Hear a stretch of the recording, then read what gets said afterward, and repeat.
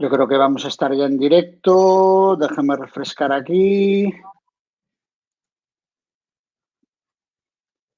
Ahora sí, ya estamos en directo. ¿Qué tal? Muy buenas a todas y a todos. Y bienvenidos otro día más a estas ya segundas jornadas de formación online, jornadas virtuales. Las pusimos en marcha, como ya sabéis, el pasado viernes. Hablamos de fútbol con Paco Gémez, con el entrenador del Rayo Vallecano, y con Miroslav Jukic, el entrenador del Sporting de Gijón. Y la verdad es que ya os dimos las gracias públicamente, fue una auténtica pasada, ¿no? Más de 1000 personas conectadas, con una interacción por parte de todos vosotros realmente espectacular. O sea que no queremos ser pesados, pero os damos de verdad, otra vez de corazón, las gracias. Y hoy vamos a hablar de fútbol sala con, lo voy a decir, no es por hacerles la pelota, tanto ni a Bruno García como a Miguel Rodrigo, con dos referencias mundiales a las que también desde la Real Federación Gallega de Fútbol, desde el Comité Gallego de Entrenadores y desde el Departamento de Comunicación, estamos muy, pero que muy agradecidos por su predisposición, por todas las facilidades que nos han dado desde que nos pusimos en contacto con ellos. Y la verdad es que tener hoy en día aquí online a Bruno García, actual seleccionador de Japón, ya lo sabéis, con experiencia en España, Azcar Lugo es gallego, de Ferrol, Azcar Lugo, Leis Pontevedra, Oxifarma Granada, después también estuvo en Perú, estuvo en China y ahora intentando hacer historia en Japón. Y el que veis aquí abajo de vuestras pantallas con Miguel Rodrigo, también con una, yo diría con una carrera deportiva muy similar, también con experiencia en Vietnam, con experiencia en Japón, y la verdad es que es un auténtico lujazo tener a Bruno y a Miguel hoy aquí con nosotros. Estoy viendo que están entrando ya muchas preguntas, gente de Sudamérica, gente de Argentina, veo aquí a Adrián Rosario de Argentina, y nada, vamos a ir ya al jaleo. De momento somos ya 325 personas, gracias, de verdad, de corazón. Y nada, vamos al lío. Primero presentándose a Bruno García. Bruno, ¿qué tal? Muy buenas, ¿cómo estás? Hola, buenas tardes. Encantado de estar aquí con vosotros. Oye, muchas gracias, de verdad, Bruno. Hablaba contigo el otro día. Tú tendrías que estar ahora mismo en Tokio trabajando, porque la verdad es que es un año muy importante para el fútbol sala en la Federación Japonesa. Hay Mundial en 2020, confiemos en que haya Mundial en 2020. Y ahora, curiosamente, accidentalmente estás en Ferrol, estás en Galicia, ¿no? Me decías el otro día.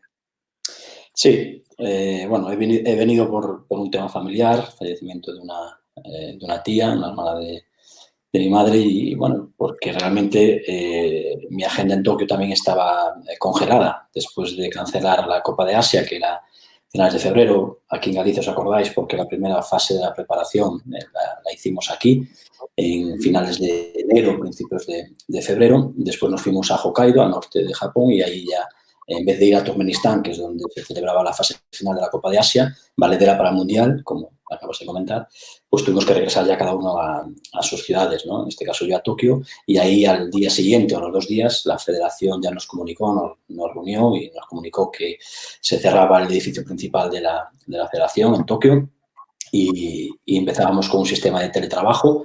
Y a partir de ahí, pues, se empezaban a cerrar colegios, bueno, un poco ya hace más de un mes, ¿no? Y yo estaba en casa, en Tokio, pero en casa, ¿no? Y bueno, pues surgió esta desgracia y ese mismo día vine a Ferrol y luego ya me cogió aquí. Estos días me cogió aquí cambiando billetes, cancelaciones, bueno, una serie de connotaciones importantes para regresar, y ahora la propia federación ya me pidió que preferían que no arriesgase en el viaje de vuelta. Y realmente, pues también en el mes de abril se han congelado las actividades, mi agenda se ha paralizado totalmente. Entonces, bueno, pues un poco esperar ahora sus recomendaciones para poder viajar con un mínimo de garantías e incorporarme. Que he de pasar una cuarentena también allí de 14 días. Y bueno, pues como todos, un poco a las expectativas de a ver cuándo todo esto se va clarificando. Miguel Rodrigo, ¿qué tal? Buenas tardes, ¿cómo estás? Hola, buenas tardes desde Granada. Te iba a decir, te pillo en Granada y por lo que veo ahí, o es la luz que tienes así que te entra al lateral o hay solecito rico. No, está lloviendo todo el día, pero Vale. entre las nubes y de vez en cuando sale el sol y es ahora el que veis. Lo que decía ahora un poco Bruno, Miguel, ¿cómo estás viviendo todo esto? Tú ahí, obviamente en casita, pero ¿cómo lo estás viviendo? Un entrenador aparte inquieto como tú, que también has estado mucho en el continente asiático y demás, ¿cómo estás viviendo lo que nos está pasando a todos con este maldito virus que a ver si acabamos con él de una vez? Bueno, antes de nada, daros las gracias por la invitación, por la iniciativa, daros una enhorabuena por la anterior charla, tuve ocasión de verla y fue todo un éxito, así que espero que esta también lo sea y que Bruno y yo seamos suficiente reclamo como para al menos estemos ahí a la altura de Jukic y de Paco Gémez. Bueno, pues como todo el mundo, tratando de buscar ocupaciones durante el día, los quehaceres que ahora tengo para la Federación Andaluza, para la que estoy trabajando, básicamente me hacían estar de jueves a domingo fuera, asistiendo a los campeonatos de Andalucía de todas las categorías, masculino y femenino, a los campeonatos de España. Regresaba los domingos por la noche a casa y los lunes en Málaga, en un punto intermedio, 2 autobuses que parten de los 2 extremos de Andalucía, pues traían selecciones y también entrenábamos. Esos eran mis quehaceres diarios y ahora pues trato de suplirlo pues con conferencias como esta. La semana pasada mantuve un par de cursos con la Federación Italiana, mantengo mis actividades con Japón, un programa de televisión que yo tengo ahí, mantengo todavía, sigo yendo 2 veces al año para allá, así que me subo a la azotea de casa y con mi hijo y con mi hermano que vive justo aquí al lado, estamos asegurados que sin test, porque no los hay, pero no tenemos coronavirus. En la terraza grabamos actividades, ejercicios para un chico, para 2, para 3, se los envío y hago conferencias online de 3, 4 horas con los chavales donde les muestro las tareas. En fin, de una manera o de otra estoy siempre ocupado. Decir también, lo hablábamos antes ahora off the record, ¿no? Antes de entrar en directo, lo hablaba con Bruno primero y después contigo, Miguel, que hay mucha gente, hoy vamos a hablar de fútbol sala, ¿no? De 40x20 y yo es un deporte personalmente que seguí mucho durante mis inicios en esto del periodismo, Bruno lo sabe bien, en la etapa del Leis Pontevedra, en aquel ascenso de segunda a lo que era la división de honor de aquella, con un ascenso contra el Manacor, Bruno se acordará perfectamente. Y claro, mucha gente nos decía hoy, cuando anunciamos esta charla, que íbamos a hablar de fútbol sala, hay mucho entrenador, os lo digo a los dos si ya lo sabéis, hay mucho entrenador de fútbol también viendo esto. Y yo creo que es importante destacar, también te lo pregunto ahora, Bruno, que el fútbol sala y el fútbol tienen muchas cosas en común, incluso más de lo que la gente se pueda incluso imaginar. Sí, antes tampoco en la introducción agradeceros la invitación. Sé que como gallego os sigo mucho, tengo muchos amigos que están trabajando en la federación, Pablo Prieto, uno de ellos, la gran labor de Iván Cancela, frente del comité de entrenadores, y le están dando, como me decía un amigo de referencia, una persona que yo tengo con muy aprecio y que es profesor además de la Escuela de Entrenadores de Galicia, y antiguo compañero de staff en el Leis, precisamente, Pachi, me decía que le están dando un vuelco tremendo a la formación, porque la formación es clave para formar a los que formamos, para formar a los formadores, y realmente pues agradeceros la invitación y animaros a que sigáis trabajando en esa línea. Y luego también agradeceros a los que están siguiéndonos, que sé que es mucho de muchas partes del mundo, porque como tú bien dijiste al principio, tanto Miguel como yo, pues aparte de España, que entrenamos muchos años, lo hemos hecho en diferentes continentes, ¿no? En Sudamérica, en Asia, bueno, en muchos países, y realmente pues sé que hay mucha gente ahí detrás también. Agradecerle que estén ahí con nosotros y felicitarlos por invertir en formación, porque realmente es la mejor de las inversiones, ¿no? Dicho esto, creo que también por tanto Miguel como yo, luego vamos a profundizar, pero por nuestro trabajo en diferentes federaciones.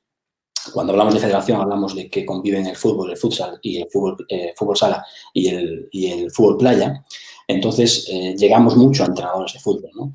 Y ahí les hacemos ver las similitudes que nos podemos encontrar. Sin profundizar mucho, podemos decir que en la formación, en donde si hablamos de grandes etapas, por no profundizar mucho, hasta los 12 años, pues el fútbol sala sería como una metodología extraordinaria para la formación del niño. César, yo te voy a hacer una pregunta y con esto vamos a clarificarlo muy bien. Tú imagínate que quieres aprender a hablar japonés. Y yo te doy dos opciones y quiero que escojas una de las dos. La primera opción es que vas a recibir clases una vez a la semana. Y la segunda opción es que vas a recibir clases 6 veces a la semana. Si tú quieres aprender lo más rápido posible y con la mayor calidad, ¿tú qué opción escogerías? ¿La 1 o la 2? Obviamente la opción 2. La 2, ¿no? Pues mira, ¿por qué te digo esto? Porque es evidente, estás confiado y realmente convencido de que la 2 es la mejor opción, ¿no? Por volumen, por calidad, por muchas cosas, ¿no? Sí. En la formación, la primera relación que hay es el jugador con el niño, con el balón. Niño-niña. Cuando hablo de niño, hablo de niña también, ¿no? La relación jugador-balón. Y a partir de ahí, el manejo de balón, dominio, todos los fundamentos individuales, que le das la intención para que sea táctica individual y demás, pero esa relación con el balón es fundamental. La participación sobre el balón es fundamental. Y está estudiado, tenemos estudiado de que por la estructura de futsal, por el número de fútbol sala, por el número de jugadores, por los espacios y demás, el jugador participa 6 veces más, un 600% veces más que el jugador de fútbol en la formación, ¿no? Entonces, si en un minuto en fútbol el niño participa o interacciona una vez con la pelota, en futsal son 6. Entonces, imagínate la capacidad metodológica que avanzamos y que le damos al jugador, ¿no? Eso en la formación, hasta los 12 años, ¿no? Entonces ahí Miguel y yo hablamos muchas veces de que tenía que ser casi obligatorio, ¿no? Casi obligatorio esa estructura de lo que se llama espacios reducidos en el fútbol y demás, ¿no? A partir de ahí, de 12 a 16, compartir fútbol y futsal, porque realmente vamos a seguir formando a los jugadores y enriqueciéndolos, y a partir de los 16 sí que hay que diversificar y escoger uno de los 2 deportes porque viene la especialización. Y ahí el futsal sería como un refuerzo para el fútbol. De hecho, hay países como Brasil, que los microciclos, pues clubes profesionales, un día a la semana tranquilamente le dedican una sesión al fútbol sala, ¿no? Entonces, en la formación, obligatorio, entre comillas obligatorio, aconsejable, y en el rendimiento como un refuerzo, ¿no? Y luego todos los contenidos que tenemos, que son tremendamente transversales y que podemos ayudar mucho, igual que nosotros nos nutrimos del baloncesto, del balonmano, del hockey patines, pues, y del fútbol, por supuesto, pues que el futsal también vuelque y fortalezca las estructuras del fútbol, ¿no? Entrenadores como Guardiola, por ejemplo, se han nutrido mucho de conceptos de futsal, ¿no?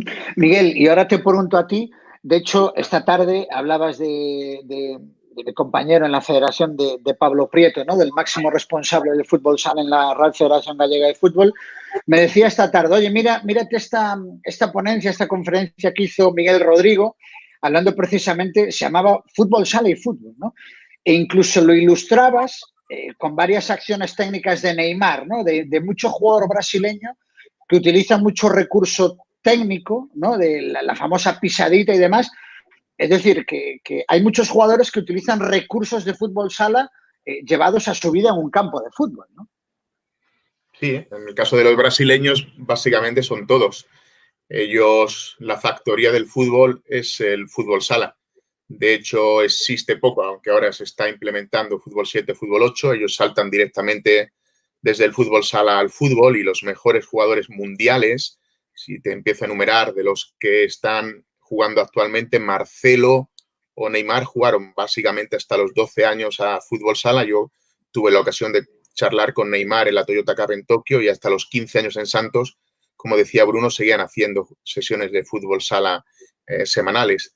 Marcelo, de hecho, con su primo Cayo y con algunos colegas de fútbol sala, Andrés y Alberto, tiene una escuela de fútbol sala y colabora con ellos abiertamente porque cree firmemente que es lo que tienen que hacer también los chicos españoles. Y bueno, ahondando en lo que dice Bruno, que es el contacto con el balón, es que incluso en la fase de no contacto con el balón, cuando yo veo por mi hijo ahora muchos partidos de categoría infantil y veo los partidos previos de categoría prebenjamines y benjamines y realmente se me desconectan las neuronas. No sé cómo describirlo cuando veo unos prebenjamines o unos benjamines jugando en un espacio que no dominan. Y es la misma pregunta que te ha hecho Bruno en la charla que di para la Federación Andaluza. Yo la transformaba en un desierto de espacio, ¿no? Imagínate que los adultos de fútbol jugasen en un campo de 300 por 100. O sea, te reirías, se le escaparía del control. bueno, pues es la misma sensación que tiene un niño prebenjamín cuando juega en un campo de fútbol 7 o de fútbol 8. Es un desierto que se abre por delante y en la fase sin balón tengo vídeos y estudios para ver el número de contacto con el balón, pero incluso las fases en las que un chico que no tiene balón está implicado en el juego. La enorme ventaja, César, del fútbol sala es que los 5, incluido el portero, atacan y defienden. O sea, no hay una pausa mental en el juego. Y sin embargo, en fútbol, depende del rol en el que estés, la edad y el espacio, unos prebenjamines que hacen un embudo y hacen un enjambre en un córner allí al final, los defensores, los dos, en fútbol 7 que suelen dejar 2 y el portero, pueden tener pausas de 1 minuto, 1 minuto y medio que no tienen ninguna implicación mental con el juego.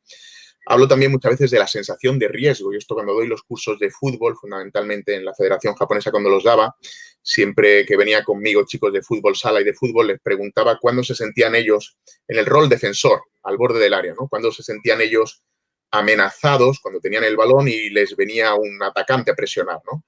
Y el jugador de fútbol a los 3-4 metros ya se sentía amenazado, ya tenía que tomar una decisión, incluso lanzar el balón fuera, despejarlo. Un jugador de fútbol sala, el atacante seguía entrando en su zona, en su radio, y hasta medio metro el tipo podía tener tranquilamente un café que no lo derramaba, ¿no? Siempre le ponía el mismo ejemplo. La sensación de riesgo con la que se convive desde pequeñajo te hace tomar una serie de decisiones que es completamente diferente al fútbol. Y en ese, ahondando en el ejemplo de Bruno, yo siempre le construí una especie de árbol, la familia del fútbol, recuerdo ahí en Japón, en Tailandia, también en Vietnam, pero menos, y les hacía ver que las raíces deberían de ser el fútbol sala, el espacio reducido. Y me dice la gente de fútbol, ya, pero es que ya nosotros entrenamos en espacio reducido. Pero bueno, una cosa es entrenar y otra cosa es competir. Entrenar y competir en espacio reducido con feedback de detalle, porque la enorme diferencia cuando he trabajado con colegas de fútbol sobre la misma tarea, sobre analizar el mismo scouting de un partido o de una situación de entrenamiento, es que mis hijos, los ojos de Bruno y los míos van al micro, van al detalle, porque los cuidamos mucho en el espacio reducido y ellos van más al macro, van más a aspectos incluso de táctica colectiva. Y el fútbol sala daría una gran riqueza no solo en la técnica individual, la pisadita que has dicho, ese vídeo que les mostré, traté de hacerlo de forma muy gráfica, muy impactante, con ejemplos de Ronaldinho, de Ronaldo, de Neymar y de Marcelo, que fundamentalmente ahondaban en aspectos técnicos, que es que a los entrenadores de fútbol les llama rápidamente la atención, o a los aficionados, pero hay montones de elementos de la táctica colectiva, desde 2 jugadores, 3 jugadores a 4 jugadores, que es en lo que estoy trabajando ahora con algunos colegas aquí en Granada, para hacerles ver que tanto en la fase de salida de balón, en la fase de elaboración en medio campo y sobre todo en finalización, donde básicamente cuando hablo con colegas de fútbol, la forma de abrir defensas cerradas es la pared, abrir el campo, las bandas, los centros y el tiro exterior. Hay un abanico de posibilidades de medios técnico-tácticos de fútbol sala que les haría mejorar como entrenadores. Y con Bruno y con muchos colegas lo comentamos en ocasiones, que el acierto, y creo que es una línea a explorar, es si alguno de nosotros alguna vez nos integrásemos en los cuerpos técnicos del fútbol. Mira, están empezando a entrar preguntas, de verdad, una barbaridad. Somos ahora mismo 636, viendo aquí la charla, que no está nada mal. Mira, para ir dando ya un poco salida a las preguntas que van llegando, no voy a seguir ningún orden, ¿no? Pero hay aquí una pregunta que a mí particularmente me resulta muy interesante. Primero te la paso a ti, Bruno, y puede contestar lo mismo Miguel. Vosotros que habéis, bueno, Perú no habla hispana, pero el tema de, por ejemplo, el tema de China, tema de Vietnam y tema de Japón, os la voy a mostrar ahora. Esta pregunta que hace Bad Video Análisis Scouting Deportivo. Me gustaría preguntar cómo se traslada la charla técnica, pero la parte motivadora, el traslado a otro idioma. Bueno, pues es unas cuestiones en donde más tiempo invertimos con nuestros intérpretes. No son traductores, son intérpretes, ¿no? Porque realmente, si hablamos de idiomas como el japonés, el vietnamita o el chino, son tremendamente difíciles para poder llegar a dominarlos y dar una charla con ese componente motivacional que tiene siempre una charla, aparte de ser técnico-táctica, ¿no? Siempre es lo más complicado. Entonces, realmente yo he tenido la suerte, sobre todo en Vietnam y ahora en Japón, de que tengo, bueno, y Miguel compartimos incluso intérpretes que son como actores. realmente son capaces de llegar a vivenciar nuestros sentimientos y trasladarlos y transmitirlos a los jugadores tal cual nosotros lo estamos expresando, ¿no? Eso es lo más complicado, pero con muchísima diferencia. Para trabajar en el extranjero hay que tener un muy buen intérprete que sepa, que conozca el deporte, que conozca los detalles, por supuesto, los temas, pero luego también esa parte emocional, esa parte motivacional, esa parte de llegar al jugador. Todo eso es clave, y en países con idiomas tan complejos como los que estamos hablando, pues invertimos mucho tiempo en sincronizarnos y empatizar con nuestros intérpretes. Sí, por añadir algo, ¿no? Hay también un aspecto que no necesita traducción, que es el lenguaje corporal, ¿no? Pero es verdad que eso choca frontalmente con los aspectos culturales. Tanto Bruno como yo hemos vivido en países donde comprendemos rápidamente que la forma de motivar respecto a un chico español o un latino o un mediterráneo no tiene absolutamente nada que ver. Yo, que tuve la ocasión de estar en Italia, pues cuando recuerdo el primer año que fui a Japón, la primera Copa de Asia, esa fue la primera gran metedura de pata, y fue previo a las semifinales contra Irán. En el 2010 jugamos contra Uzbekistán.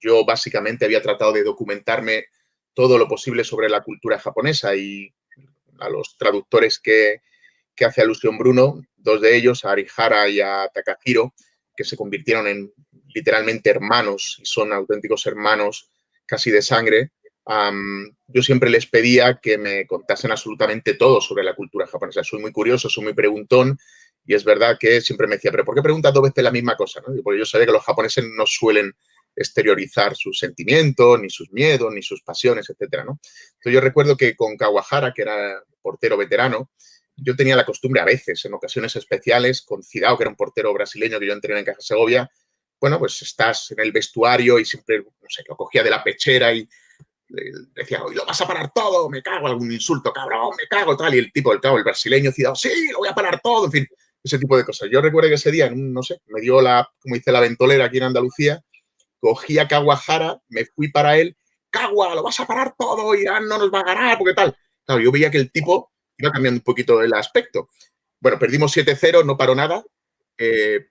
Goles que si los ves, pues, bueno, cualquiera de nosotros con la edad que tenemos los hubiese parado, seguramente incluso con un parche en el ojo. Y al terminar el partido me dice Takahiro, claro, es que Miguel, tú lo que has hecho es darle la responsabilidad de parar todo. Entonces él comprende que tiene la obligación, porque eso es un mandato, de parar todo. En el momento que el primer tiro no lo ha parado, comprende que es un deshonor y ya es como una especie de harakiri, ¿no? Claro, yo me enfadé con él y digo, me cago en la leche, cuando tú veías que yo lo zarandeaba y lo levantaba para arriba, para abajo, ¿por qué leche no me paraba? ¿No? Dice, no, porque tú, como tú eras el entrenador, ahí comprendí de golpe, bien de golpe, que la cultura, ya lo sabía, pero me enfrenté de bruces con eso. Igualmente no lo hubiésemos ganado a ese Irán, ¿no? Pero fue un partido demasiado duro. Fue la que abrió quizás la herida, el sangrado que luego nos hizo desafiarnos a nosotros mismos para que eso no volviese a ocurrir y ganarles, ¿no? Pero ahí comprendes que la forma de motivar no es la misma. Dos, que tienes que comprender en esas culturas tan diferentes a la nuestra, la china, la vietnamita, la japonesa, comprender todos los intríngulis. Yo siempre recomiendo algunos libros cuando ahora va a Japón, etcétera, para comprenderlo bien. Tercero, que la comunión con los traductores es brutal. Si encuentras un traductor aséptico y erático, estás realmente fastidiado. En nuestros casos, porque hemos compartido, no es así. Son chicos que comunican también emociones, son actores. Y tercero, que el lenguaje corporal y también cosas que no necesitan ser traducidas, pero en esa cultura las menos. Mira, Bruno, esta ya te la puse ahí para que le vayas dando una vuelta, de Roberto Abel González, un delegado nuestro de la escuela en la provincia de Ourense. Gracias por compartir vuestros conocimientos y experiencias. ¿Qué opináis de la crítica que se le hace al fútbol sala sobre que la táctica y los movimientos son muy cerrados? ¿Se da poca libertad al jugador? Bueno, si es una crítica constructiva, siempre es bueno, ¿no? Pero realmente podemos orientar los estilos en cuanto a los sistemas de tres maneras: prefabricados, dirigidos y y abiertos, ¿no? Entonces, en ese sentido, cada entrenador también nos orientamos hacia uno de ellos o manejamos incluso los tres en función de cada momento. Pero si esto va en relación al fútbol, realmente hay mucha crítica en cuanto actualmente de cómo evoluciona el fútbol sala, que si se da más o menos libertad al jugador, que si tiene más o menos creatividad y demás. Y yo soy contrario a eso, es decir, los sistemas lo que ayudan es que el jugador esté más cómodo y que al final, cuanto más cómodo esté, el sistema hace mejor al jugador, le da más capacidad de creatividad, de percibir y decidir mucho mejor. Y realmente los sistemas hacen mejor al jugador, igual que el jugador hace mejor a los sistemas, ¿no? Comparado con, si hablamos de fútbol, cuando hablamos antes de rendimiento, son deportes totalmente diferentes, ¿no? Igual que nosotros hay en el rendimiento, nosotros, para que hagáis un ejemplo, las transiciones, ¿no? Si nosotros hablamos de la transición, de que en el momento que recuperamos la pelota en una zona de inicio, por ejemplo, ¿no? Que hay una zona de inicio, de elaboración y finalización, si la transición se da cruzando las tres zonas, esos tres momentos, pues realmente, si hablamos de transiciones, hay un porcentaje muy alto que llegan a la zona de finalización en el fútbol sala, ¿de acuerdo? Es mucho más parecido al baloncesto, al balonmano o al hockey patines. En cambio, en el muy poco porcentaje de situaciones en donde una transición vaya a llegar a la zona de finalización pasando por las tres fases, ¿no? ¿Qué pasa? Que estamos hablando de aspectos muy diferentes. Igual que en el fútbol se habla mucho de principios porque hay un bloque que es un bloque medio, mucha cantidad de juego se da en bloque medio de la zona del campo. En fútbol sala es un deporte de mucha transición y realmente hablamos más de aspectos tácticos individuales, de acción individual, de grupos, de medios de 2 y 3 jugadores y colectivos, ¿no? Pero creo que hay que diferenciar bien entre qué es o qué provoca el que sea algo prefabricado o que sea, no, ahí hay que matizar bien el estilo de cada uno de los entrenadores y cómo nuestra idea de juego para concebir todo esto, ¿no? Entonces, comparado con el fútbol, hay similitudes, pero también hay muchas diferencias, ¿no? En el fútbol es más trabajo por principios, en sistemas y pautas tácticas individuales y grupales. La táctica individual y de grupos que se llama. Miguel, mire, yo ahora te voy a pasar una que seguro, es más, la que os voy a pasar lo conocéis seguro los dos. El que pregunta, ¿estás preparado, Miguel? Mira lo que pregunta Imanol Arregui. Miguel y Bruno, ¿reglas antiguas o reglas nuevas? Bueno, nada, adaptación, ¿no? Los que convivimos con las dos, obviamente, en mi caso, preferíamos las antiguas, pero no cabe más que adaptarse. Es verdad que al principio, cuando cambiamos, Imanol hizo estudios del número de goles, el número de goles disminuyó, pero rápidamente encontramos también montones de opciones en lo que se refería, por ejemplo, a situaciones de balón parado, en córner, en bandas. Es verdad, porque hay entrenadores de fútbol que nos están viendo. Imanol se refiere a que nosotros antes, en la Liga Española, que era una especie de la Liga Nacional de Fútbol Sala, una especie de NBA, teníamos unas reglas diferentes al resto. Se sacaba con la mano las bandas y los córner, ahora lo hacemos con el pie. El portero pues no podía superar el medio del campo, la línea de medio campo si la pelota no botaba antes. Había unas cesiones al portero. En fin, el portero incluso no podía salir del área. Fijaos, yo voy a poner ejemplos de esas antiguas reglas trasladadas a las situaciones mías de entrenamiento y del fútbol. Por ejemplo, en el fútbol formativo y en el fútbol sala formativo yo sigo manteniendo algunas de estas reglas antiguas. Por ejemplo, la regla de que el portero no pudiese salir del área, si salía, para quienes no conozcan con profundidad el reglamento, si salía que podía, era una falta acumulativa. Y en fútbol sala tenemos 5 faltas acumulativas, después de eso se tira un tiro de 10 metros, como un doble penalti se le puede llamar, un 10 metros, un tiro libre en definitiva. Bien, ¿qué ocurre? Yo cuando voy a dar cursos también de fútbol formativo les aconsejo en esas primeras edades incluso que jueguen con esa regla. ¿Por qué? Porque el portero no se comporta más como un último defensor y al no ser jamás un último defensor, la presión al balón debe de mejorar, la posición defensiva debe de mejorar, las orientaciones hacia donde tú quieres llevar al atacante, el lado débil o el lado fuerte, donde va a caer en la cobertura, en la vigilancia, en lo que sea, mejora, porque detrás ya no hay nadie que te salve. Es decir, tienes que aprender a defender mejor. Yo sigo jugando con esas reglas. En los 7 años de Japón, básicamente el 80% de mis entrenamientos seguía manteniendo esa regla. De hecho, recuerdo a los jugadores que me decían siempre, Miguel, ¿con qué jugamos? ¿Portero puede salir o no puede salir? Y el portero puede pasar el centro del campo o no puede pasar. Y yo la sigo manteniendo. Y en el fútbol formativo, con los colegas, les sigo dando algunas de las recomendaciones de esas reglas antiguas de las que hace mención Imanol. Es verdad que el número de goles disminuyó también porque, como ha dicho Bruno, nuestro deporte es un deporte de transición. Y cuando podíamos sacar con la mano, no teníamos una distancia reglamentada delante de la cual tenía que estar el defensor. Es decir, basta que pudieses tus pies perpendiculares a la línea y tú podías sacar. ¿Qué ocurría? Que buscando rápida la pelota, colocándote rápidamente bien, tú podías lanzar muchas transiciones, había muchos contraataques y había un gran número de gol. Ahora, como el balón se tiene que poner en el suelo, si se te pone un defensor delante, el árbitro tiene que estar a 3 metros de distancia, se ralentiza todo, entra la defensa, es defensa posicional, e inicia un ataque posicional.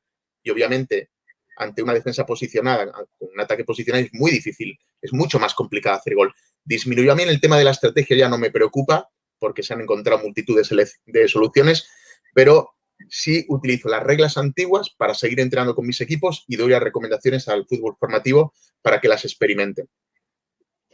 Bruno, te tienes que mojar. Yo no sé si esto, a un momento, son las 8, yo no sé si estos días vosotros estáis saliendo a aplaudir, como hace todo el mundo. Nosotros el otro día paramos, Paco y con Yuki, no sé si queréis salir a aplaudir.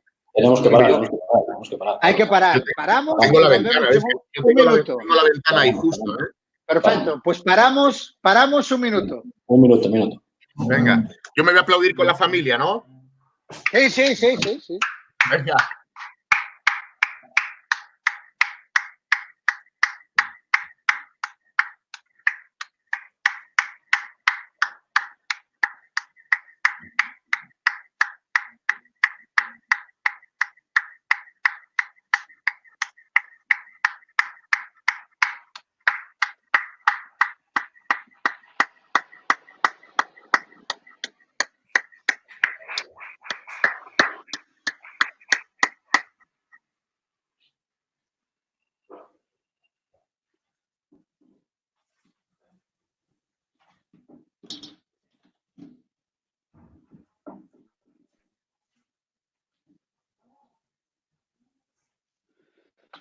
Listo.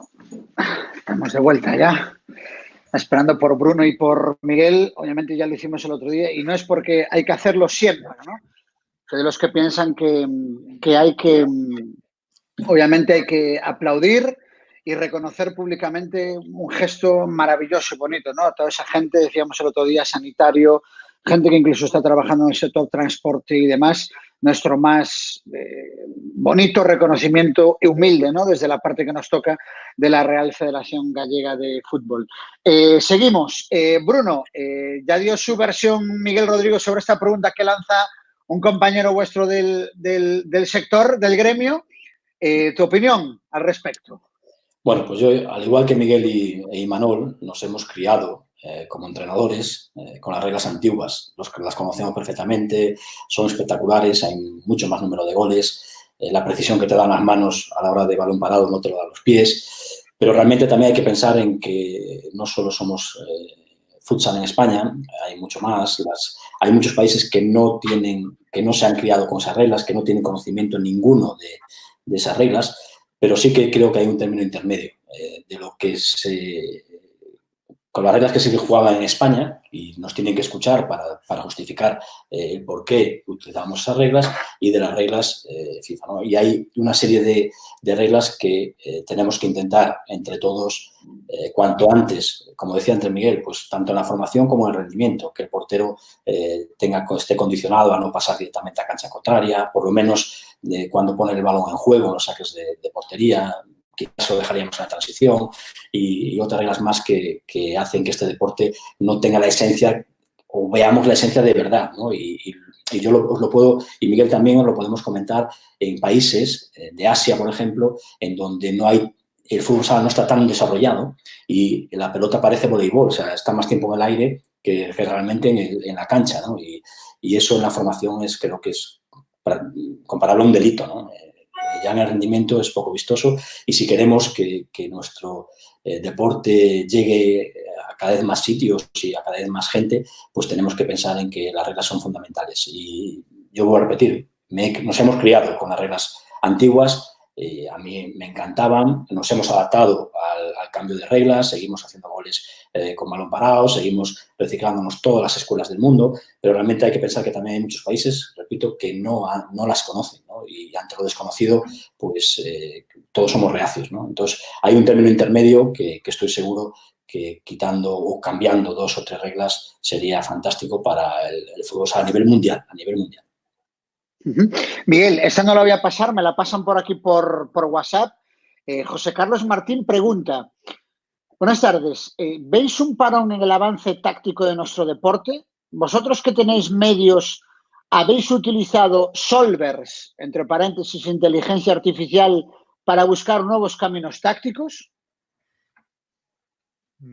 Parón táctico, no, se siguen viendo muchas innovaciones y en cada partido, viendo a los colegas, aprecias detalles que puedes incorporar a tu modelo de juego. No creo que haya un parón, hay pues eso, empujones, igual que apareció Guardiola en su momento y cambió y fue un punto de inflexión para el fútbol y ahora todo el mundo pues intenta sacar la pelota jugada desde atrás, eso sí que se parece a fútbol sala. Y en fútbol sala, pues más de lo mismo, ¿no? Hay una serie de movimientos que Marquinhos Xavier, un brasileño, incorporó, Bruno incorpora novedades, yo incorporo novedades, todos incorporamos novedades, las vas viendo en los partidos. No creo que haya un parón. Y respecto a la inteligencia artificial, no, demasiado tenemos con buscar algo de inteligencia en los países en los que estamos. Eso sí que cuesta a veces, pero no, yo especialmente no he tenido experiencia con inteligencia artificial. Me basto con encontrar y ponerle patas a la mía. José Carlos Martín, no me daba yo cuenta, es Chipi, también que lo conoceréis, entrenador también de fútbol sala aquí gallego. Bruno, te paso esta, que acaba de llegar de Felipe Vargas, hay una primera parte. Tengo una pregunta, soy entrenador de fútbol y he leído y practicado nuevas metodologías. Y la pregunta es esta, que formula. Quiero saber en la sesión diaria si trabajan con espacios reducidos con tareas o si se hace un trabajo repetitivo de ciertos movimientos con el fin de dar una estructura de juego. Bueno, trabajar en espacios reducidos se trabaja en todos los deportes, en el fútbol sala, en el baloncesto y demás. La intencionalidad con lo que le haces es lo que marca la diferencia. Aquellos códigos perceptivos específicos que es capaz de trabajar en cada una de las tareas conforme a tu modelo de juego es lo que marca, esa especificidad es lo que marca la diferencia. El poder repetir los principios de propensión, el poder repetir lo que tú quieres trabajar, que se dé diferentes veces o muchas veces para que realmente se creen hábitos en la táctica individual o táctica de grupos, pues es lo que hay que controlar. El tipo de feedback que se da, como decía antes Miguel, a la hora de analizar o la contingencia con la que se da ese feedback a la hora de hacer esas tareas, pues es lo que marca la diferencia, ¿no? Entonces, no es solo hacer tareas en espacios reducidos, sino que vestir esa tarea y realmente luego, para mí es fundamental el tipo de feedbacks y la contingencia con lo que se da. A partir de ahí se crean hábitos y hábitos que luego que te van acordes a unos sistemas de juego que están dentro de tu modelo de juego, ¿no? Entonces, realmente tienes que saber por qué y con qué fin trabajas en esos espacios reducidos. Miguel, ahora te paso yo a ti otra pregunta, pero antes, cuando hablabas de Guardiola, ¿no? De la irrupción de Guardiola en el mundo del fútbol, que todo el mundo, decías, Bruno le ha dado también su sello y demás. Yo ahora te pregunto a ti, ¿cuál es el sello de Miguel Rodrigo? Es decir, ¿qué caracteriza a los equipos de Miguel Rodrigo, o en este caso de las selecciones? Es difícil definirme, es más fácil a lo mejor que yo defina a Bruno y que Bruno me defina a mí porque nos estudiamos mucho, ¿no? No sé, básicamente creo que hay una línea de entrenamiento española, una forma de jugar española en la que todos nacimos. Hubo unos cursos embrionarios hace mucho tiempo a los que asistimos los entrenadores .0 actuales, que tenemos esta cincuentena de años, y ahí se se estableció una especie de pacto nacional, un modelo de juego, porque el objetivo fundamental que teníamos era derrotar a los brasileños. Ellos eran mejores que nosotros técnicamente y lo siguen siendo, y nosotros decidimos que íbamos a mejorar en los aspectos de táctica colectiva, jugar pensando, mejorar en la toma de decisiones, que fuese más eficaz, más rápida, bajo cierto estrés emocional, etcétera.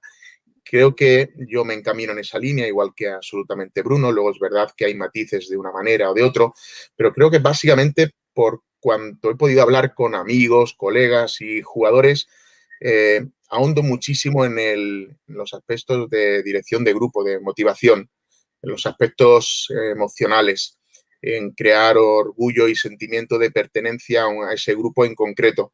Siempre que voy a un grupo suelo encontrar algún tipo de ejemplo. Yo recuerdo el que tuve con Japón, utilicé la bandera con unas fotos, los coloqué a todos dentro del círculo, etcétera, en un acto que pudo ser un punto de partida emotivo para construir lo que en ese momento, en los 7 años, llamamos la familia japonesa. En Tailandia más de lo mismo, y en Vietnam en los 2 años y medio tratamos de poquito a poquito introducir el concepto de familia deportiva, y eso implicaba una serie de reglas y de normas de que no todos éramos iguales, pero todos teníamos que ser tratados con aspecto de justicia y de disciplina, enganchar bien como un puzzle absolutamente todos los roles. Creo y me considero a mí mismo un extractor de talento.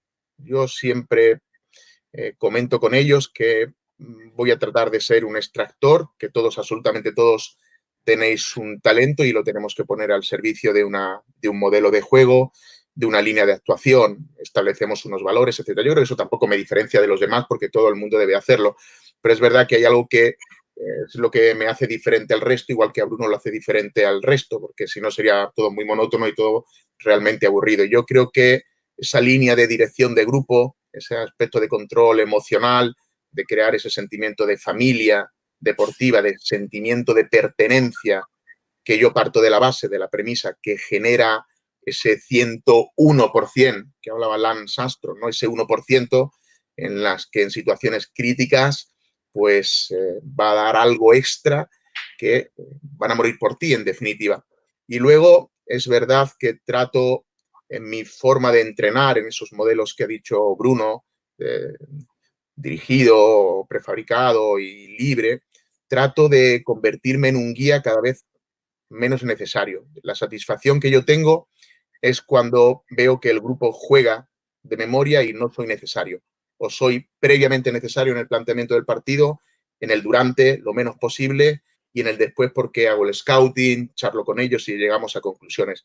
Hay entrenadores que prefieren tener todo más manejado, pero mi satisfacción real y en lo que yo creo que me define es cuando veo jugar al equipo, y esa es la forma en la que yo afronto los partidos. He preparado al equipo y ahora me relajo porque quiero ver en qué punto he dejado de nivel competitivo a mi equipo ante el rival, y es por eso que trato de vivir los partidos de una manera calmada. Creo que si tuviese que definirme sería absolutamente eso, pero creo que también es muy basal y muy transversal al resto de los entrenadores. Bruno, y ahora que también está muy de moda y es muy manido esto, el método Simeone, el método Guardiola, ¿cuál es el método Bruno García? A ver, desgránanos aquí, desvélanoslo, ¿eh? Bueno, el método está debajo de... Hay cuestiones encima del método, ¿no? Que es sobre todo el modelo de juego. Es lo que un poquito, continuando con lo que está explicando Miguel, ¿no? El modelo de juego, ahora está muy de moda hablar de eso, ¿no? Igual que de método, modelo de juego son dos expresiones que se habla mucho, porque realmente el método es la forma de hacer algo, ¿no? De cómo llegas a provocar un aprendizaje, cómo estructuras la enseñanza para que se den esos aprendizajes, ¿no? Pero realmente el modelo de juego es lo que nos diferencia a unos de otros, ¿no? Y el modelo de juego, escucho muchas cosas sobre él, ¿no? Igual que si hablamos del modelo de Guardiola o de Simeone en fútbol, pues igual hablaríamos del modelo de Miguel Rodrigo, de Bruno García o de cualquier otro entrenador, ¿no? Y es la idea que tienes como entrenador, la idea que tú quieres de cómo concibes el juego, esa idea que pues a mí me gusta que mis equipos sean protagonistas, que tengan la pelota, que cuando tienen la pelota utilicen diferentes sistemas, que cuando la pierdan intenten organizarse lo más rápido posible para recuperarla lo antes posible de cerca, para que las defensas sean impresionantes, activas. Bueno, pues todo eso es mi idea de juego, ¿no? Como yo quiero, cómo concibo este deporte. Y a partir de ahí, de esa idea de juego, y teniendo en cuenta muchas cosas que tenemos que tener en cuenta, la cultura del país, la historia, el perfil de los jugadores, si hablamos de clubes, los objetivos del club y la estructura del club.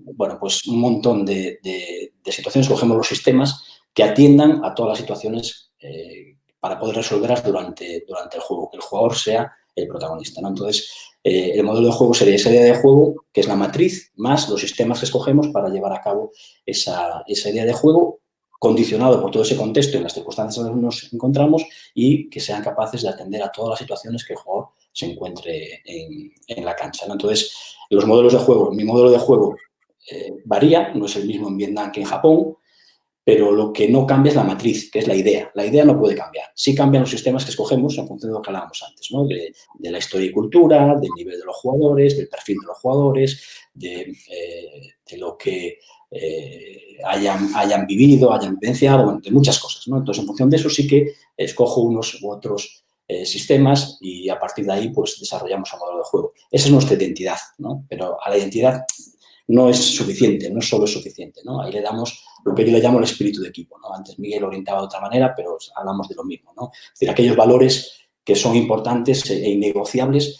que no te dan los aspectos tácticos, los sistemas de juego, ¿no? Esa parte más emocional, esa parte más motivacional, esa parte que tú quieres para tu equipo, ¿no? Que independientemente de lo que suceda, pues ese compromiso, esa confianza que tenga, bueno, pues valores de respeto, valores que te da ese espíritu de equipo, ¿no? Y luego, cuando hablamos sobre todo de una selección, pues que tengamos un objetivo común con los clubes, con los entrenadores, porque nosotros al final estamos muy poco tiempo con los jugadores. Los entrenadores de los clubes tienen un protagonismo enorme y nos tenemos que interaccionar con ellos para que nos ayuden a desarrollar el talento del jugador, ¿no? Entonces, un modelo de juego, un espíritu de equipo y un objetivo común, si es clubes, pues un objetivo con la afición y demás, pues digamos que son las tres patas sobre las que se basa mi idea y mi método, entre comillas, o mi modelo.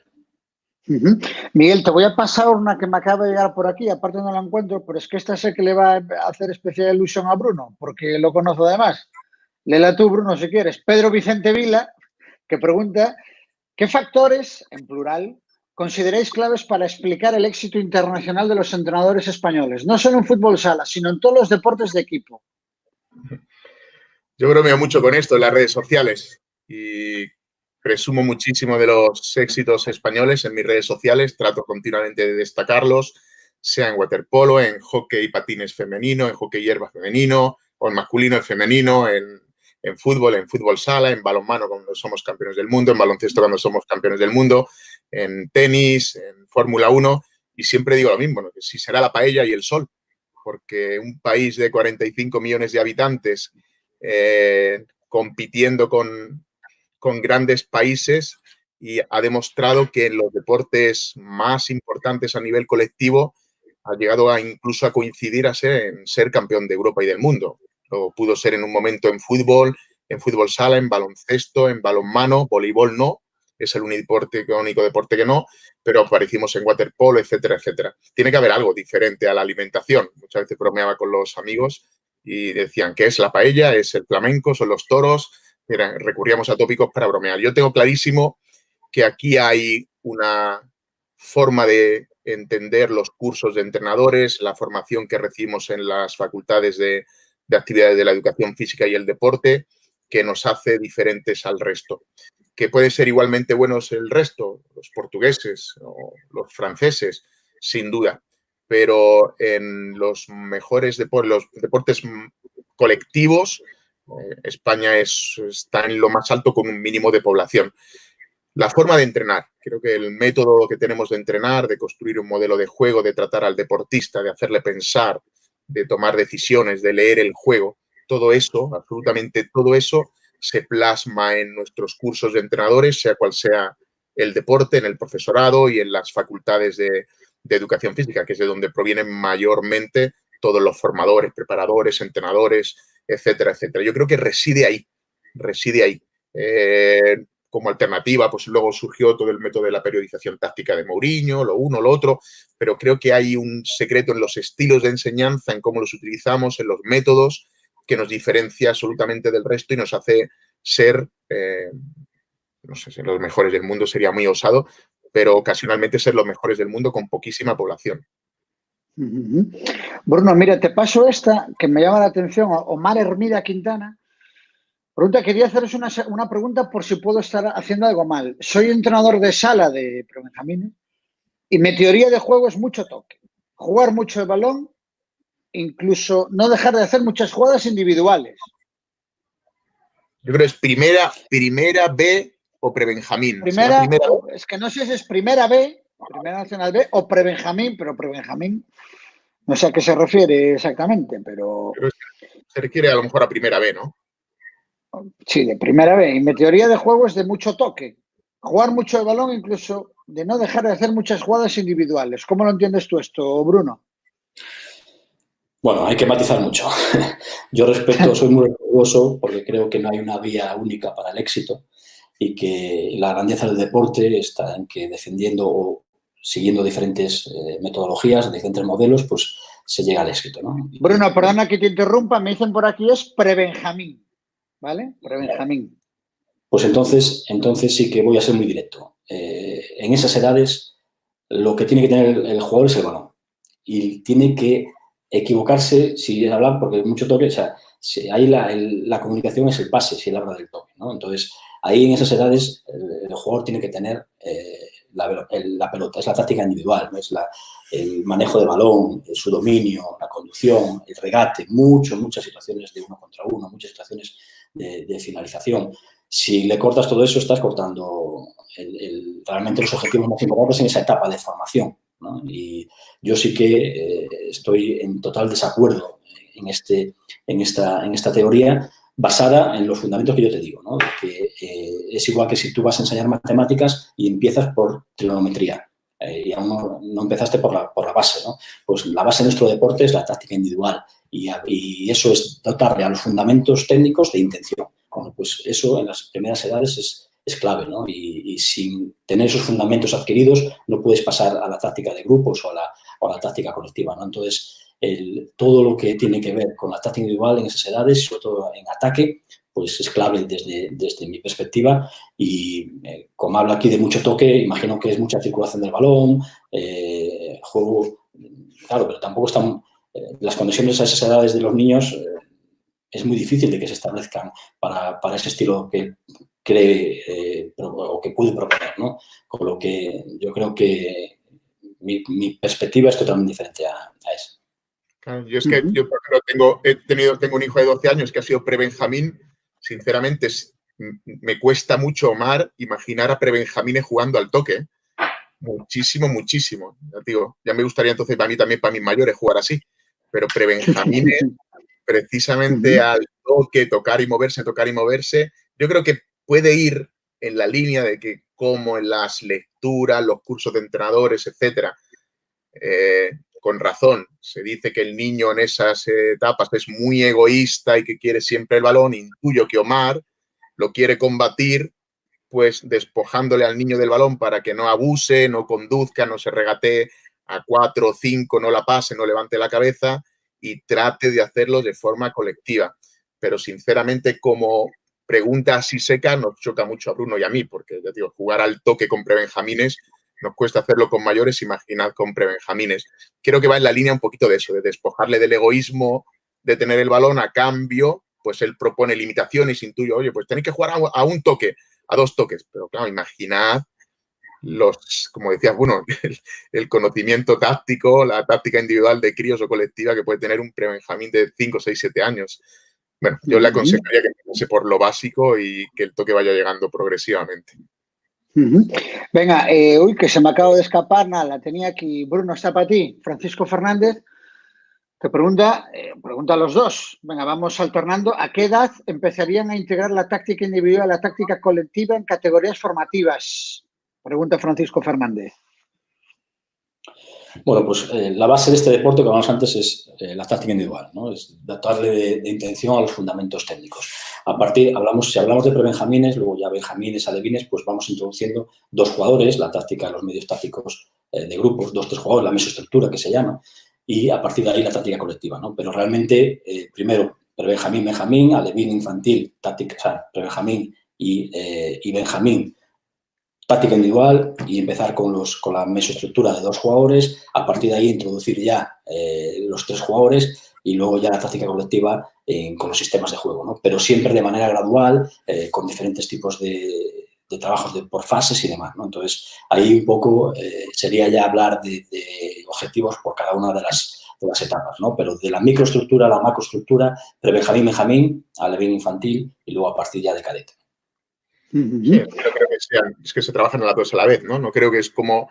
La pregunta está un poco enfocada como que primero tiene que ir la individual sin la colectiva o la colectiva sin la individual. Es que van literalmente unidas. Lo que tienes que hacer es adaptar a la edad. En función de la edad, adaptas los fundamentos técnicos y tácticos individuales o colectivos que correspondan, ¿no? Y para eso tienes que tener un conocimiento realmente... Ahora que estoy dando un curso de monitores, o sea, el aspecto fundamental de la base es que los entrenadores o formadores que van a esas edades que hablaba Bruno es que conozcan realmente al crío a nivel fisiológico, a nivel neuromuscular, a nivel emocional, a nivel psicológico, y eso ya te va a dar muchas respuestas respecto al tipo de tareas que vas a tener que diseñar para ellos. No vale copiar las tareas de Bruno o la de Miguel y hecha que ha visto en YouTube, en alguno de nuestros canales o en alguno de los cursos, y de pronto trasladarla a chicos prebenjamines de Omar. Obviamente es la misma táctica individual y es la misma táctica colectiva, es el mismo concepto, el mismo libro, pero claro, es que hay un desarrollo, un abanico tan amplio y en eso reside el secreto de los entrenadores. Y yo en los de formación, los monitores, deberían de recibir la formación dirigida a esto, a conocer exactamente al enano, al que tiene delante por edades, y con todo el conocimiento de la táctica individual o colectiva, de los fundamentos técnicos individuales o colectivos, saber aplicarlos, pero muy, muy, muy como cirujano, para crear chicos y ser un buen formador. Mira, pregunta Eric Cañadas también. ¿Qué opinas de la creatividad del jugador? Bruno, para ti. Me refiero a que dentro de la creación de tareas se tiene en cuenta, o crees más en las tareas cerradas para distintos aspectos técnico-tácticos. No, es que la creatividad del jugador hay que definir qué es, ¿no? Y realmente lo que todos buscamos son jugadores proactivos. Los jugadores proactivos son creativos de por sí, ¿no? Entonces, yo siempre digo que hay 3 tipos de jugadores: los anárquicos, los reactivos y los proactivos, ¿no? Y realmente, si creatividad la asociamos a anarquía, no la estamos asociando bien, ¿no? Pero sí a proactividad, a jugadores que son capaces de generar que sucedan cosas, ¿no? Y ahí los entrenadores lo que tenemos es que propiciar escenarios, propiciar situaciones para que ellos, con una orientación perceptivo-decisional, sean capaces de desarrollar toda su creatividad y potenciarla, ¿no? Porque realmente la creatividad del jugador con tareas cerradas va a ser más complicado. Ahora, ¿qué pasa? Que dentro de unos sistemas de juego, pues hay, como hablábamos antes de las fases, si hablamos de ataque, 1 contra 1. Pues 1 contra 1 es una máxima expresión de creatividad, o 1 contra portero, ¿no? Si hablamos de 1 contra 1, pues realmente hay una serie de mecanismos que dentro de un sistema podemos analizar a nivel perceptivo decisional, ¿no? Pues coger la defensa antes de que gire, si percibimos las coberturas de los cierres o las contrarias, pues en función de eso no solo es crearse una superioridad con 1 contra 1, sino que la tenemos en lado débil. Bueno, hay muchos aspectos que realmente los sistemas no coartan la creatividad del jugador, como hablábamos antes, ¿no? Pero sí que realmente si cerramos las tareas, sí es verdad que yo lo asocio más a orientaciones prefabricadas, ¿no? Entonces, ahí sí que, bueno, pues es más complicado, es más conductista y es más complicado que la creatividad del jugador se desarrolle, ¿no? Si va por ahí en modelos más cognitivistas, pues entonces ahí digamos que el jugador es capaz ya no solo de leer el juego, antes decía Miguel, sino como hablamos de escribir el juego, ¿no? Leer el juego es interpretarlo, serían jugadores reactivos, y jugadores proactivos son los que son capaces de escribir el juego, ¿no? No solo de leerlo, sino de escribirlo, ¿no? Entonces, ahí yo voy por ahí, ¿no? La creatividad nunca se puede cortar y hay que, no solo que no se pueda cortar, sino que hay que alimentarla con la variabilidad, con la especificidad, con la progresión que te dije antes, o sea, hay que alimentarla, ¿no? Y somos responsables de alimentarla desde las categorías de formación hasta la élite, ¿Qué os parece, Miguel? Respondes tú a esta, Miguel, y después, para ir cerrando, Os paso algunas más y vamos alternando en las respuestas, más que nada para dar cabida a más preguntas, ¿vale? Venga, Miguel, da tu punto de vista sobre la creatividad del jugador. Sí, no, completamente de acuerdo con lo que dijo Bruno. Yo, por ejemplo, muchos elementos de mi modelo de juego, por ejemplo, en portero-jugador, lo he ido construyendo con jugadores proactivos. Es decir, yo tengo la idea de la formación inicial, se me ocurre, creo la tarea para entrenarlo y sobre la marcha aparecen soluciones nuevas que en una pizarra en seco a un entrenador, en mi caso, se me habían escapado y asimilo, incorporo, porque soy un entrenador flexible en ese sentido, esas soluciones de jugadores creativos, proactivos, que han tomado y que lo incorporamos como una de los conceptos que vamos a manejar dentro de ese modelo de juego. O sea, yo creo que en ese sentido animo a Eri a que explore, si lo hará, seguramente que lo haga, ¿no? Pero también te puedes encontrar con aspectos culturales. Claro, es que todo esto tiene un contexto, depende de la cultura en la que estés. La cultura que yo estuve y en la que está Bruno ahora, cuando llegué en el 2009, a ellos tienen dos conceptos, que es el del senpai y el sensei, el maestro y el alumno. El alumno jamás puede aportar, jamás podía decir algo en contra o del entrenador, de una línea que marcase el entrenador, o del propio sensei, del que estaba por encima de él. Los veteranos tenían por completo asignada la construcción del modelo de juego junto con el entrenador. Entonces, una de las luchas que yo tuve en ese 2009 era primero eliminar a algunos veteranos que no eran proactivos y permitir que dentro del 40x20 floreciese absolutamente todo el talento. Todos estos jugadores proactivos, incluso siendo joven y que culturalmente no podía, pudiese aportar. Así que cuidado con estas cosas, porque una cosa es también la teoría y otra cosa es luego cuando vas a algunos países donde, por ejemplo, culturalmente eso está completamente coartado y tienes que empujarlo. Incluso empujándolo, pues puede costar. O te vas a países como Tailandia, que eso es la creatividad, entre comillas, enfocada, como lo dice Eri, a punta pala, raudales. Ahí cada uno innova, pone, dice, o sea, tienes que estar cerrando a veces un poquito, hay otro colega ahí español y tiene que cerrar un poquito las soluciones porque son chicos de calle, no de juego libre, pero chicos que tienen una creatividad, entre comillas, fantasía, como queramos llamarla, enorme. O sea, el aspecto cultural también influye muchísimo en esto. Mira, Adriana Alberte, que es una chica que ya estuvo también, aparte, muy activa en la charla del pasado viernes, como psicólogo deportiva, Bruno, para ti, me gustaría saber si al jugar en tiempos de 20 minutos preferís dar instrucciones continuamente o al principio y descanso dejando que el juego fluya según criterio de los jugadores. Bueno, ahí hay muchos estilos, ¿no? Realmente Miguel y yo somos diferentes, por ejemplo, ¿no? En la dirección de partido, igual que somos de escuelas iguales que la española, luego tenemos nuestras diferencias, ¿no? Y yo creo que ahí está, en la diferencia, está la virtud, ¿no? Valorarnos por las diferencias, no por las similitudes, ¿no? Entonces, pero las similitudes que hablamos mucho con los jugadores, ¿no? La escuela española normalmente habla mucho con los jugadores antes, durante y después, ¿no? Y luego el cómo diriges el partido, pues también hay diferencias, pero realmente yo también procuro entrenar, o sea, analizar muy bien el perfil de esos jugadores, del equipo. Si hablamos de países como antes a nivel cultural, pues prepararlos para que sean capaces de que esa información que tú les das se reciba, porque realmente es eso.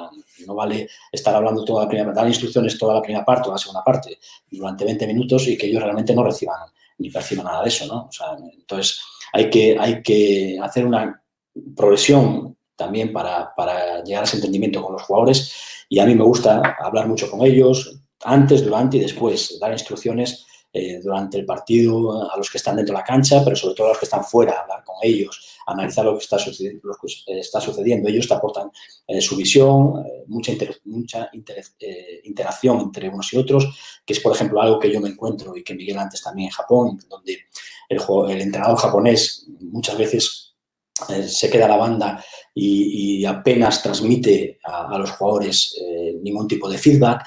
Entonces, bueno, toda esa dirección de partido, hay diferencias entre unos entrenadores y otros, pero creo que la escuela española, como en general, somos una escuela que habla mucho con el jugador, pero sobre todo con el que está fuera, porque este deporte nos permite cambiar jugadores continuamente, ¿no? Están 4 minutos jugando, 3 o 4 minutos y salen, ¿no? Entonces, esa interacción, esa relación jugador-entrenador es mucho más directa, ¿no? Incluso con los asistentes. Tenemos asignados los asistentes para que puedan hablar con ellos de diferentes aspectos, ofensivos, defensivos, y coordinar todo eso también es una labor del entrenador, ¿no? Pero sí que a mí me gusta mucho interactuar con ellos, escucharlos, igual que los tiempos muertos, igual que los descansos y los análisis finales de los partidos.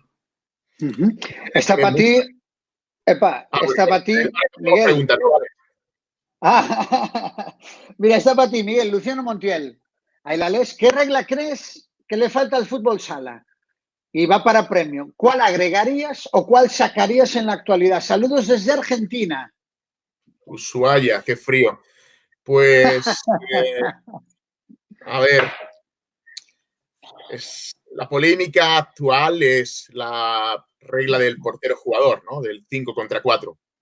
El abuso, no el uso, el abuso de esta regla,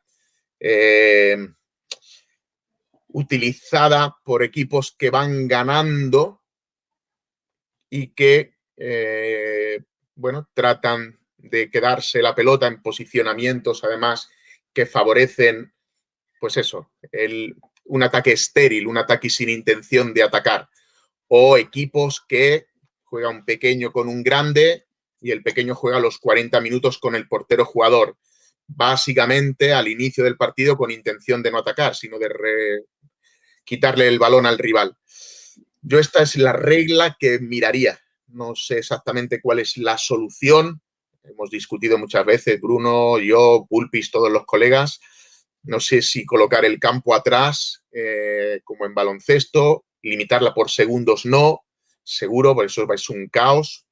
Limitarla solo al segundo tiempo, 10 minutos, tampoco, porque hay equipos que necesitarían marcar muchos goles en una fase de grupo y necesitarían los 40 minutos jugarla y se respetaría el espíritu de la regla que se creó para remontar partidos, para ganar partidos, pero hay gente que en mi modesta opinión hacen un abuso de la regla y es la que fundamentalmente cambiaría.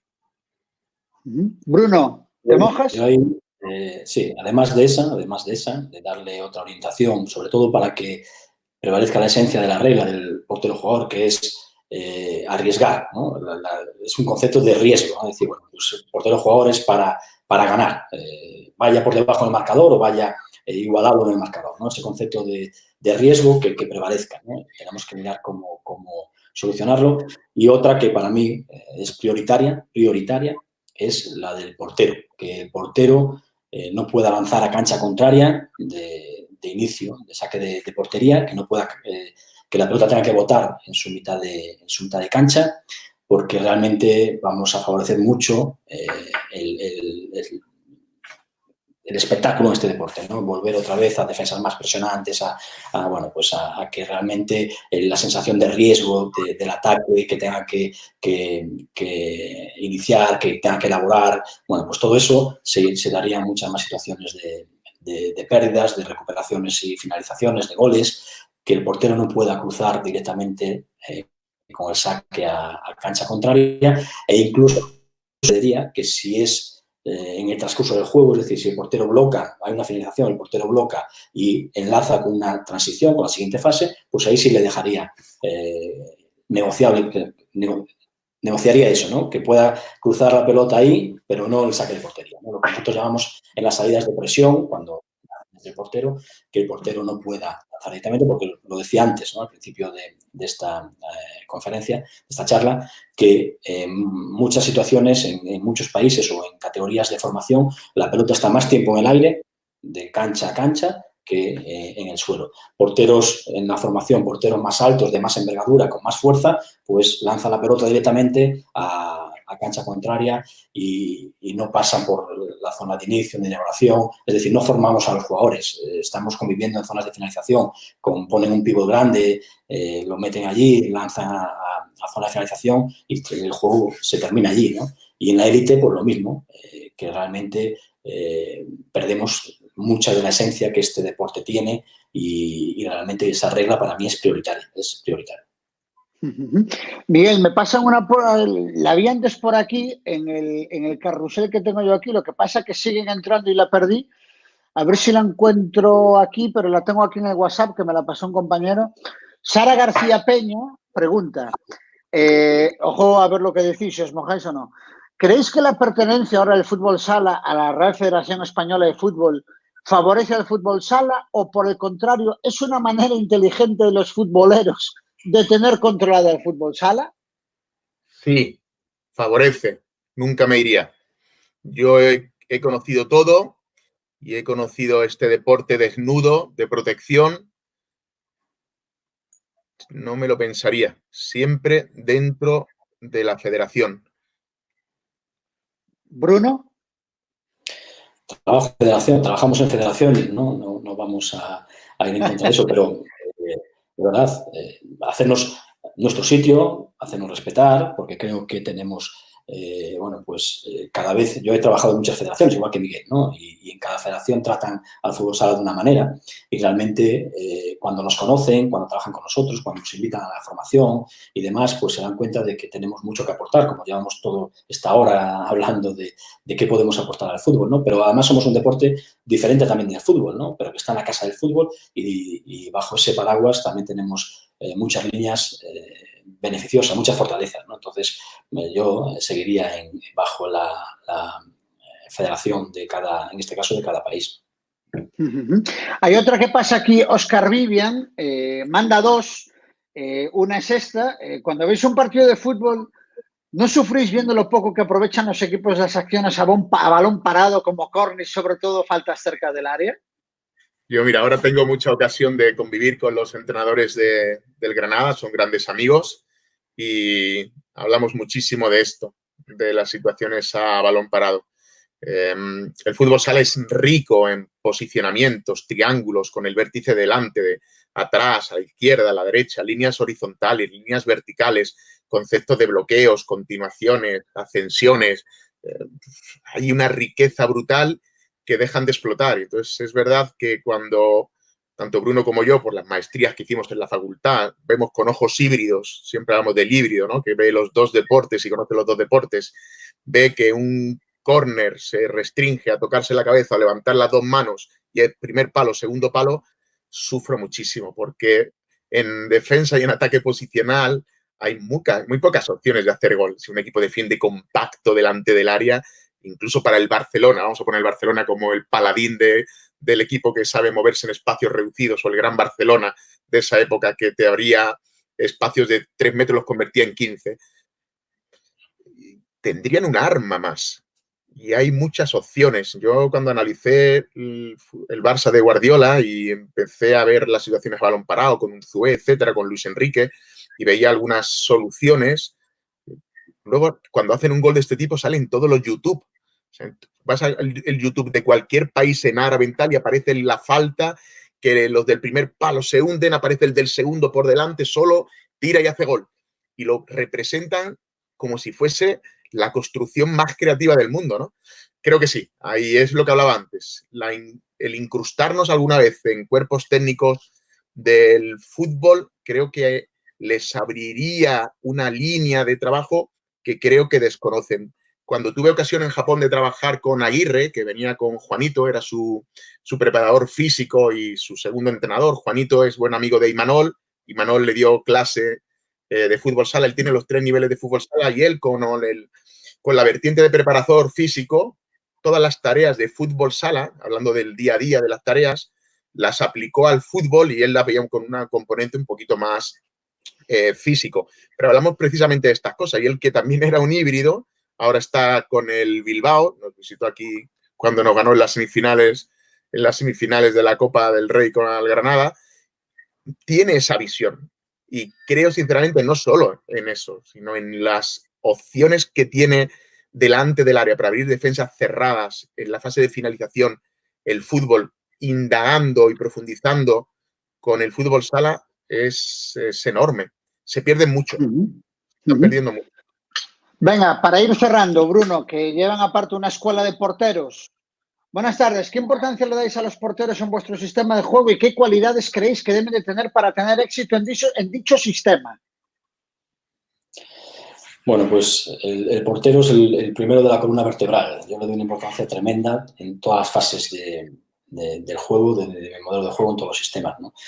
Y así lo tratamos de una manera, porque es el puesto más específico que hay en este deporte y necesita que lo entrenemos de una manera específica dentro de un modelo de juego, dentro de unos sistemas de juego, y realmente el tener también en el staff preparadores específicos para los porteros que sean conocedores de todas las pautas que hay en todos los sistemas, repito, de ataque, de defensa, de transición ofensiva, de transición defensiva, de defensa de situaciones especiales, sean balón parado o sean asimetrías de 3 contra 4 cuando hay tarjeta roja, o de defensa de portero jugador cuando es el caso, pues portero es un porcentaje, ¿no? Hay gente que habla del 60%, del 50%, pero es claro, portero en este deporte es tremendamente clave. El inicio de esa columna vertebral que hablamos de portero, cierre y pivot, ¿no? Es tremendamente determinante, ¿no? Y realmente, pues, en mi modelo tanto de juego como luego ese modelo de entrenamiento para dominar el modelo de juego tiene una importancia clave y así lo hacemos a diario. Mira, César, en el fútbol ahora, con Ter Stegen y todo lo del juego de pies de los porteros. El juego de pies. Eso, he descubierto que el portero es una figura elemental como primer atacante. Eso en fútbol sala es el ABC, es intrínseco. O sea, fútbol sala hace que el portero por narices es el primer atacante y es el último defensor. O sea, duplicidad de roles que ahora en el fútbol está más de moda, en el fútbol sala viene desde pequeñitos. Así que en ese sentido también es una gran aportación. Yo hablo con algunos colegas, Joan Miret, que es un gran formador en el mundo del fútbol, con César Arcones, con Antonio, con Carlos Corona, gente del fútbol sala, y el rol que podría ofrecerle también el portero al portero de fútbol es que cuando Bruno hablaba de 6 veces más por minuto, no nos olvidemos que también son 6 veces más tiros, son 6 veces más intervenciones. Y ahora, por ejemplo, todas las situaciones laterales de mano a mano en fútbol, esta posición de la cruz de los porteros es una posición de fútbol sala, básica de fútbol sala. Hay multitud de situaciones transversales también al fútbol, visto que antes comentamos y iniciamos la charla diciendo que hay muchos entrenadores de fútbol, pero es que el portero en el rol es primer atacante y es último defensor. Imagina si tiene importancia en un modelo de juego en nuestros entrenamientos.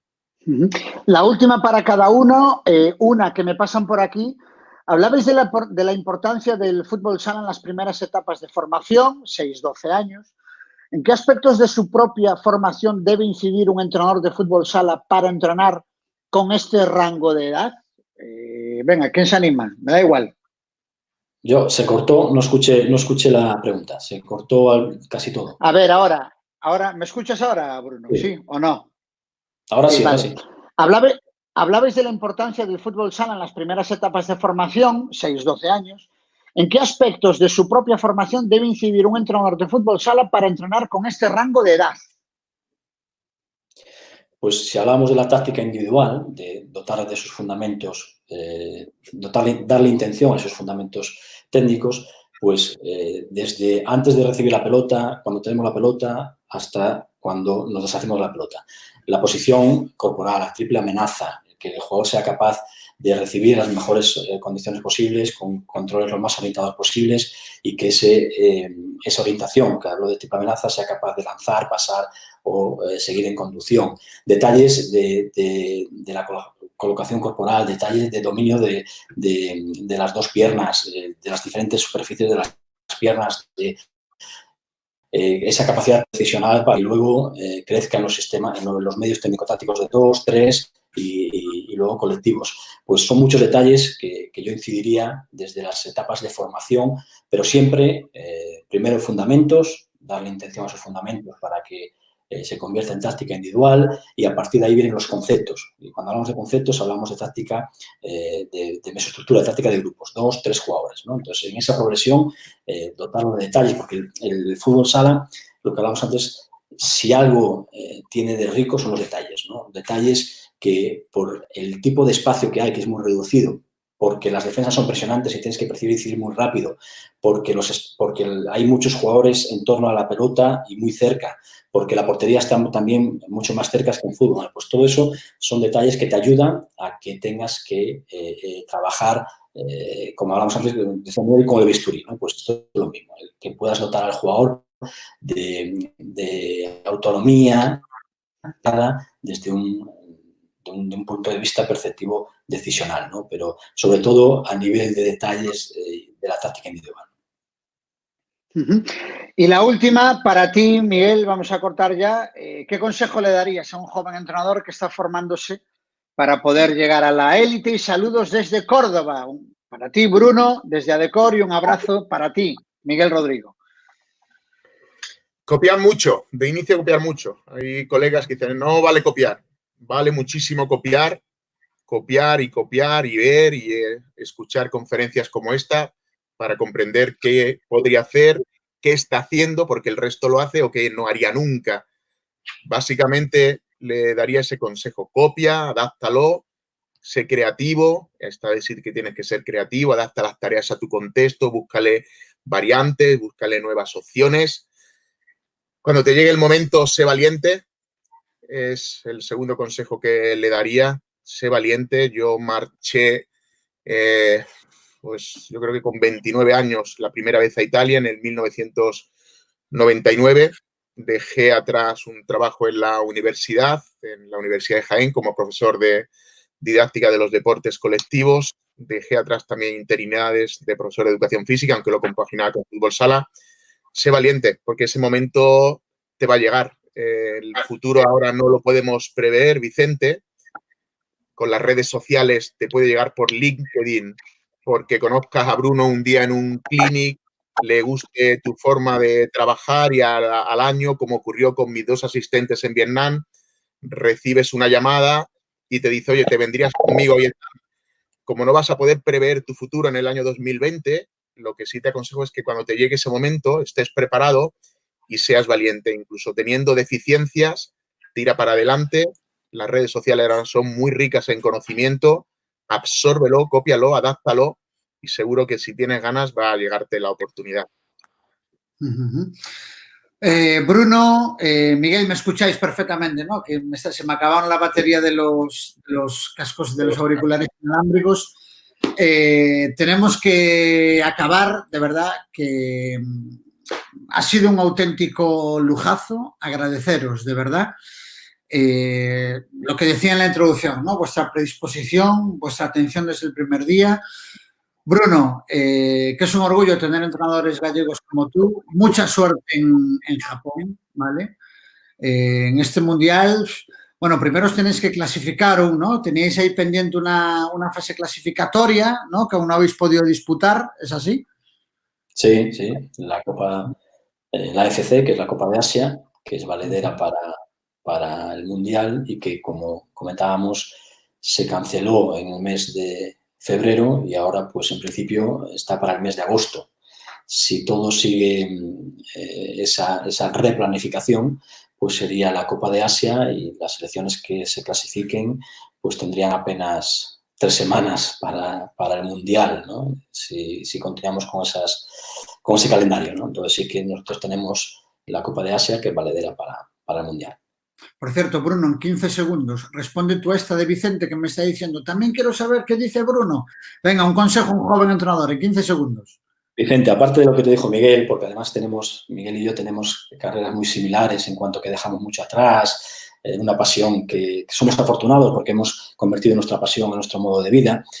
Aparte de todo eso, duda de todo. Duda de lo que te diga hoy Miguel, de lo que te dijo hoy Bruno y realmente esa duda te va a hacer crecer, te va a hacer adaptar todas esas ideas que vas leyendo, que te vas formando, que te van entrando por diferentes vías para poder crear tu estilo y coger inercia y carrilla para dedicarte profesionalmente a esto. Duda de todo lo que y sé un ladrón de ideas, ¿no? Miguel dice copiar, yo te digo, roba ideas, róbanos ideas a todos, adáptalas a tu contexto y tus circunstancias y sé valiente, porque si realmente es tu pasión, pues al final vas a convertir tu pasión en tu profesión y serás, como Miguel y yo, pues un afortunado por poder vivir de tu pasión.